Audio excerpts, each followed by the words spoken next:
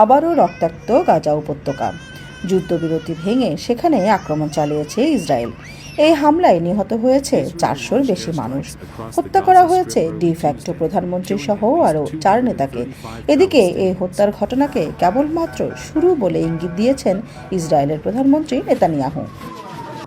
যুদ্ধবিরতি লঙ্ঘন করে ফিলিস্তিনের অবরুদ্ধ গাজায় মঙ্গলবার ভোরে ব্যাপক আকারে এই বিমান হামলা শুরু করে ইসরায়েল। ইসরায়েলের প্রধানমন্ত্রী কার্যালয়ের এক বিবৃতিতে জানানো হয়, নেতানিয়াহু ও প্রতিরক্ষা মন্ত্রীর এই হামলার নির্দেশ দিয়েছেন। হোয়াইট হাউস জানিয়েছে, প্রেসিডেন্ট ট্রাম্পের সঙ্গে পরামর্শ করে গাজায় হামলা করেছে ইসরায়েল। গত 19 জানুয়ারি যুদ্ধবিরতি শুরু হবার পর এটি সবচেয়ে বড় হামলা।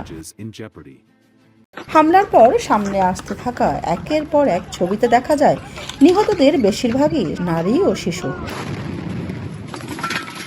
ভোররাতে বাড়িতে বোমা হামলা চালিয়ে তাদেরকে হত্যা করা হয়েছে। হতাহতের সংখ্যা এতই বেশি যে গাজার স্বাস্থ্য মন্ত্রণালয় সেখানকার সব হাসপাতালে সাধারণ মানুষকে রক্ত দেওয়ার জন্য অনুরোধ জানিয়েছে। রক্তের স্বল্পতার পাশাপাশি পেইন কিলার ও ব্যান্ডেজের সংকটেও পড়েছেন চিকিৎসকরা।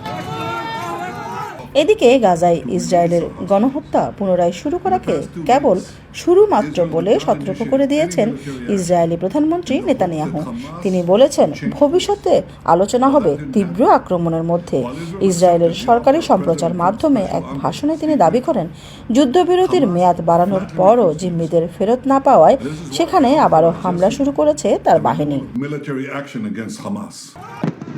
এদিকে এই হামলায় ক্ষুব্ধ প্রতিক্রিয়া জানিয়েছেন জাতিসংঘের মহাসচিব অ্যান্টনিও গুতেরেস। গাজায় নিরবচ্ছিন্ন মানবিক সহায়তা আবারও শুরু করার এবং এখনও আটক থাকা বন্দীদের নিঃশর্ত মুক্তি দেওয়ার জন্য জোরালোভাবে আবেদন জানিয়েছেন তিনি। যুদ্ধবিরতি চুক্তি বাতিলের জন্য ইসরায়েলের বিরুদ্ধে বিশ্বাসঘাতকতার অভিযোগ এনে হামাস ক্ষুব্ধ প্রতিক্রিয়া জানিয়েছে। এর মধ্য দিয়ে ইসরায়েলি বন্দীদের ভাগ্য অজানার দিকে ঠেলে দেওয়া হয়েছে বলেও জানিয়েছে হামাস। তবে তারা এখনও পুনরায় যুদ্ধ শুরুর ঘোষণা দেয়নি, বরং যুদ্ধবিরতি মধ্যস্থতাকারী এবং জাতিসংঘকে হস্তক্ষেপ করার আহ্বান জানিয়েছে।